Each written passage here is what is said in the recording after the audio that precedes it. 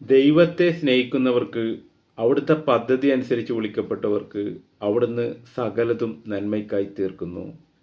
റോമാക്കാർക്ക് എഴുതിയ ലേഖനം 8-ാം അധ്യായം 28-ാം തിരുവചനം.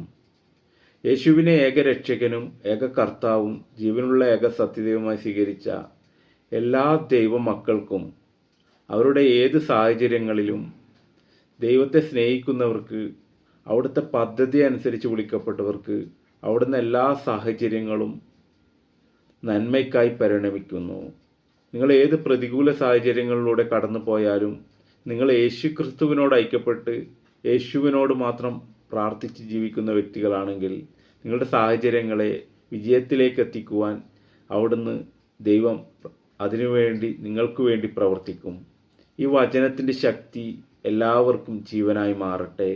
യേശുവേ നന്ദി, യേശുവേ സ്തുതി, യേശുവേ ആരാധന.